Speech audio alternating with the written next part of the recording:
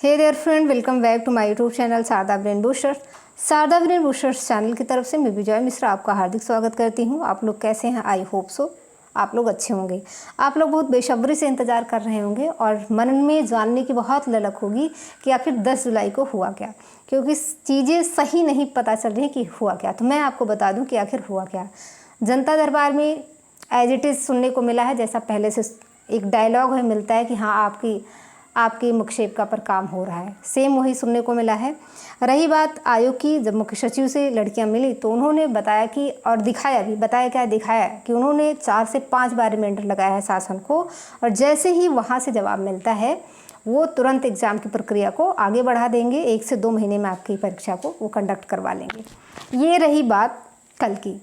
तो आप लोग होप बनाए रखिए, आपकी परीक्षा होगी। और इसी क्रम में हम क्या करेंगे, अपनी क्लास को करेंगे स्टार्ट। तो अभी तक जिसने वीडियो को लाइक नहीं किया, वीडियो को लाइक कर दे। चैनल को शेयर नहीं किया, चैनल को सब्सक्राइब नहीं किया तो सब्सक्राइब कर ले और अपने फ्रेंड सर्किल के साथ शेयर कर दे। चलिए, लिंग असमानता की बात करें तो लिंग असमानता को सामान्य शब्दों में इस तरह परिभाषित किया जा सकता है कि लैंगिक आधार पर महिलाओं के साथ भेदभाव। समाज में परंपरागत रूप से महिलाओं को कमजोर जाति वर्ग के रूप में माना जाता है। वे घर समाज दोनों जगहों पर शोषण, अपमान और भेदभाव से पीड़ित होती हैं। महिलाओं के खिलाफ दुनिया भर में भेदभाव दुनिया में हर जगह प्रचलित है। आपने सामान्य शब्दों में सुना होगा, अगर आप गांव से बिलोंग करती हैं तो गांव में सुना होगा, अगर आप शहर से हैं तो शहर में सुना होगा। अगर गांव में है तो अरे देखिए उनकी लड़की कैसे चलती है, कैसे ड्रेस पहनती है, कहाँ निकलती है, अरे उनकी बहू को देखिए वो तो पर्दा ही नहीं करती हैं, अरे वो तो ये करती हैं, वो ये सारी भेदभाव ही है। अरे पुरुष वर्ग भी तो वही कर रहे हैं, बाहर जा रहे हैं, कौन पर्दा कर रहा है। लेकिन चीज़ें हैं क्या भेदभाव वाली। अगर आप कहीं बाहर रह रहे हैं तो वहाँ भी देखेंगे, अरे फलाने की लड़की है ना, वो यहाँ ड्यूटी करती है, जाती है, वो इस ऑफिस में काम करती है, अरे वहाँ कॉल सेंटर में काम करती है। कॉल सेंटर में लड़के भी तो काम करते हैं, लेकिन बात अलग की है। वो हम बात करेंगे अपनी क्लास की। वैश्विक लैंगिक अंतराल सूचकांक 2022 में भारत 146 देशों में 135वें स्थान पर रहा। आप इसको भी याद कर सकते हैं। याद करके आपको रखना ही होगा, क्योंकि अगर ये पूछ लेगा कि 2022 में भारत के 146 देशों में वैश्विक लैंगिक अंतराल सूचकांक में आपके भारत का कौन सा स्थान रहा, तो क्या रहा आप बताएंगे, 135वां रहा है। इससे साफ तौर पर अंदाज़ा लगाया जा सकता है कि हमारे देश में लैंगिक भेदभाव की जड़ें कितनी मजबूत हैं और गहरी हैं। लैंगिक असमानता का जन्म समाज और परिवार के मध्य होता है। बिल्कुल सही है, ये इसका जन्म केवल यही है, इसके जन्मदाता यही है, समाज और परिवार, और कोई नहीं है। लेकिन अगर हम समाज को अगर कहते हैं कि आज का ज़माना है, ज़माना की डेफिनेशन क्या है, ज़माना होता क्या है, आप लोग कमेंट सेक्शन में कमेंट करिए ज़माना क्या है। अगर बात करें अकॉर्डिंग टू मी तो ज़माना क्या है, जो हम करते हैं वही तो ज़माना है, जो हम कर रहे हैं ना वही तो ज़माना है। ज़माना क्या है, दिखता है क्या? नहीं दिखता है। जो हम और आप कर रहे हैं वही ज़माना है। तो आप लोग भी ज़माना की परिभाषा अगर आपको आती है तो या फिर अपने कॉमन सेंस से ज़रूर लिखिएगा। लैंगिक असमानता के प्रकार की बात करें तो मृत्यु दर असमता। विश्व के अनेक क्षेत्रों में स्त्रियों एवं पुरुषों में असमता का एक बराबर प्रकार सामान्यतः स्त्रियों की उच्च मर्यादा है दर में परीक्षित हुआ है, जिसके परिणाम स्वरूप कुल जनसंख्या में पुरुषों की अधिक संख्या हो जाती है और मर्यादा असमता अधिक मात्रा में उत्तरी अफ्रीका और एशिया, चीन एवं दक्षिण एशिया में देखी जाती है। अगर कभी पूछे कि मर्यादा असमता अत्यधिक कहाँ देखी जाती है तो आप बात करेंगे उत्तरी अफ्रीका की और एशिया की। प्रासूतिक जन्मजात असमानता, असमता और असमानता एक ही है, आप लोग ध्यान से सुनिएगा। गर्भ में ही बच्चों के लिंग को ज्ञात करने संबंधी आधुनिक तरीकों की उपलब्धता ने लैंगिक असमता के इस रूप को जन्म दिया है। लिंग परीक्षण द्वारा ये पता लगाकर कि होने वाला शिशु लड़की है गर्भपात करा दिया जाता है। अनेक देशों में विशेष रूप से पूर्व एशिया, चीन एवं दक्षिण एशिया, कोरिया में ही साथ ही सिंगापुर तथा ताइवान के अतिरिक्त भारत तथा दक्षिण एशिया में भी ये प्रवृत्ति बढ़ती जा रही है। ये उच्च तकनीकी पर आधारित असमता है। ये सारी चीज़ें आपको नहीं पढ़नी है, केवल आप समझिए, लेकिन ये आपको नोट डाउन करना है कि प्रासूतिक असमता है, कैसे है तो आप समझ सकते हैं, और मृत्यु दर असमता है। मौलिक सुविधा असमता की बात करें तो जो मूलभूत सुविधाएं पुरुषों को प्राप्त हैं वो महिलाओं को कहाँ ही प्राप्त हैं। मौलिक सुविधाओं की दृष्टि से भी अनेक देशों में पुरुषों एवं स्त्रियों में असमता स्पष्टता देखी जा सकती है। कुछ वर्ष पहले तक अफ़गानिस्तान में लड़कियों की शिक्षा पर पाबंदी थी। एशिया तथा अफ्रीका के अनेक देशों के साथ लैटिन अमेरिका में लड़कियों को लड़कों की तुलना में शिक्षा सुविधाएं बहुत कम उपलब्ध हैं। इसके अतिरिक्त अनेक अन्य मौलिक सुविधाओं के अभाव के कारण स्त्रियों को अपनी प्रतिभा प्रदर्शित करने के अवसर ही प्राप्त नहीं हो पाते हैं और ना ही वे समुदाय में अनेक कार्यक्रमों में सहभागिता कर पा सकती हैं। बात करेंगे विशेष अवसर क्षमता की। यूरोप तथा अमेरिका जैसे अत्यधिक विकसित एवं अमीर देशों के साथ अधिकांश अन्य देशों में उच्च शिक्षा में व्यावसायिक प्रशिक्षण में आर्थिक लैंगिक पक्षपात देखा जा सकता है। जितना ये जो व्यावसायिक शिक्षा जितनी संख्या में लड़के करते हैं उतनी संख्या में आपको लड़कियां नहीं देखने को मिलेंगी और ये जो है 100% सत्य है। आप इसको देख सकते हैं। व्यावसायिक अक्षमता भी लगभग सभी समाज में पाई जाती है। जापान जैसे देश में जहां जनसंख्या को उच्च शिक्षा प्राप्त करने एवं अन्य सभी प्रकार की मौलिक सुविधाएं उपलब्ध हैं, वहां पर भी रोजगार एवं व्यवसाय प्राप्त करना स्त्रियों के लिए पुरुषों की तुलना में काफ़ी कठिन कार्य माना जाता है। घरेलू अक्षमता परिवार अथवा घर के अंदर ही लैंगिक संबंधों में अनेक प्रकार की मौलिक अक्षमताएं पाई जाती हैं। घर की संपूर्ण देखरेख से लेकर बच्चों के लालन पालन पोषण पूरा दायित्व स्त्रियों का होता है।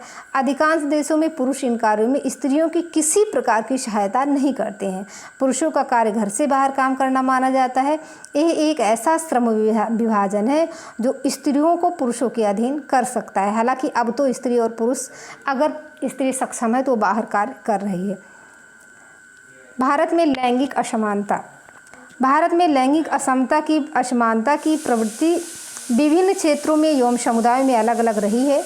नगरों में ही गांव की अपेक्षा कम है तो राज्य स्तर पर केवल 1050, हरियाणा में 861, पंजाब में 875, सिक्किम की बात करें तो 874, जो कि 874 सिक्किम में ये सबसे कम है।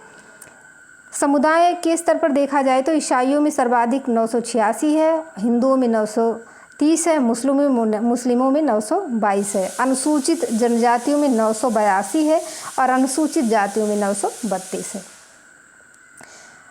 भारतीय समाज में लिंग असमानता का मूल कारण इसकी पितृसत्तात्मक व्यवस्था भी निहित है। सही बात है, जहाँ पितृसत्तात्मक व्यवस्थाएं हैं वहाँ महिलाओं की उतनी वैल्यू नहीं है जितनी होनी चाहिए। ये एक समाजशास्त्री हैं सिल्विया वाल्व के अनुसार पितृसत्तात्मक सामाजिक संरचना की ऐसी प्रक्रिया और व्यवस्था है जिसमें आदमी औरत पर अपना प्रभुत्व जमाता है, उसका दमन करता है और उसका शोषण करता है। महिलाओं का शोषण भारतीय समाज की सदियों पुरानी सांस्कृतिक घटना है। पितृसत्तात्मक व्यवस्था ने अपनी वैधता और स्वीकृति हमारे धार्मिक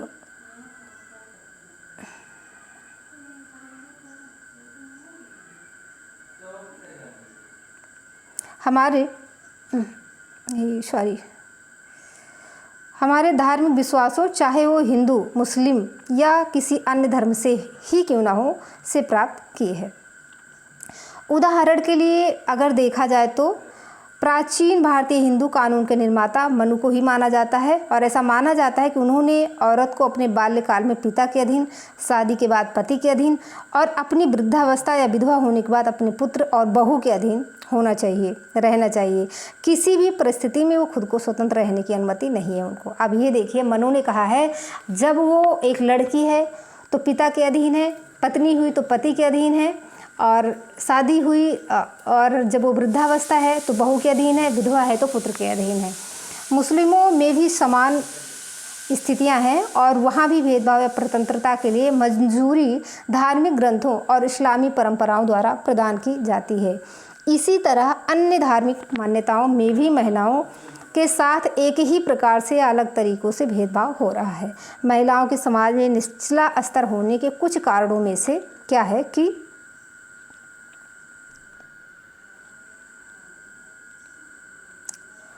अत्यधिक गरीबी और शिक्षा की कमी भी है। गरीबी और शिक्षा की कमी के कारण बहुत सी महिलाएं कम वेतन पर घरेलू कार्य, संगठित वेश्यावृत्ति का कार्य करने या प्रवासी मजदूरों के रूप में कार्य करने के लिए मजबूर होती हैं।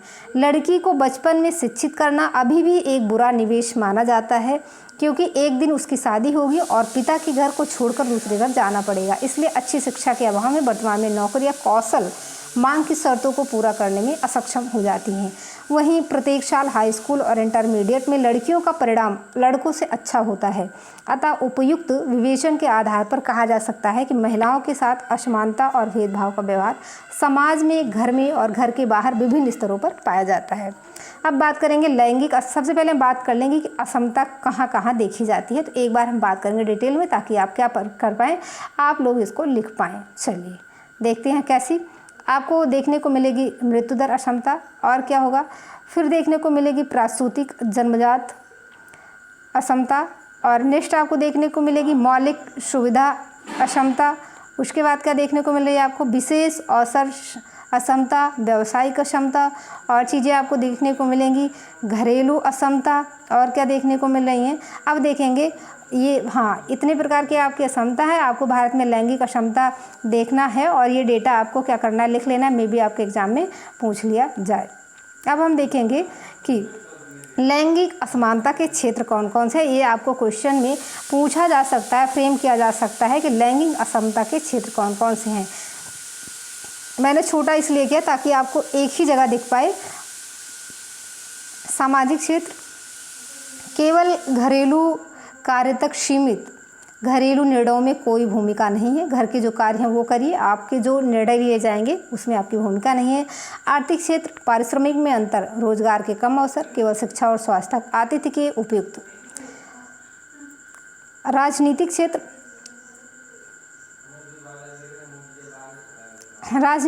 राजनीतिक दलों में न्यूनतम भागीदारी, आपसे ये पूछा नहीं जाएगा। विधानसभा में 5% है, लोकसभा में 14.36% है। वैज्ञानिक क्षेत्र में भी असमता है, महत्वपूर्ण परियोजनाओं से दूर रखना न्यूनतम भागीदारी है। मनोरंजन के क्षेत्र में अभिनेत्रियों को भेदभाव का शिकार होना पड़ता है और अभिनेताओं की अपेक्षा कम पारिश्रमिक मिलती है। खेल क्षेत्र में पुरस्कार राशि अपेक्षाकृत न्यूनतम, महिला खेलों के प्रसारण व लोकप्रियता में कमी। लैंगिक असमानता के खिलाफ कानूनी और संवैधानिक सुरक्षा उपाय। लैंगिक असमानता के खिलाफ और कानूनी और संवैधानिक सुरक्षा उपाय। लिंग असमानता को दूर करने के लिए भारतीय संविधान ने अनेक सकारात्मक कदम उठाए हैं। संविधान की प्रस्तावना हर किसी के लिए सामाजिक, आर्थिक, राजनीतिक न्याय प्राप्त करने के लक्ष्यों के साथ ही अपने सभी नागरिकों के लिए स्तर की समानता और अवसर प्रदान करने के बारे में बात करती है। इसी क्रम में महिलाओं को भी वोट डालने का अधिकार प्राप्त है। अनुच्छेद 12, संविधान में अनुच्छेद 12 आप पढ़ेंगे तो वहाँ धर्म, जाति और जन्म स्थान पर अलग होने के आधार पर किए जाने वाले भेदभावों को निषेध करता है। अनुच्छेद 15 के 3 में किसी भी राज्य को बच्चों और महिलाओं के लिए विशेष प्रावधान बनाने के लिए अधिकारित करता है। इसके अलावा राज्य के नीति निषेध तत्व भी ऐसे बहुत हैं जो प्रावधानों को प्रदान करता है, जो महिलाओं की सुरक्षा और भेदभाव से रक्षा करने में मदद करता है। भारत में महिलाओं के लिए बहुत से संवैधानिक सुरक्षात्मक उपाय बनाए हैं, पर जमीनी हकीकत इससे बहुत अलग है। संविधान में जो लिखा गया है संविधान तक सीमित है, यहाँ तक कुछ भी नहीं है कि जमीनी स्तर पर कुछ भी देखने को मिले। बात करेंगे प्रावधानों के बावजूद देश में महिलाओं के साथ आज भी द्वितीय श्रेणी के नागरिक के रूप में व्यवहार किया जाता है।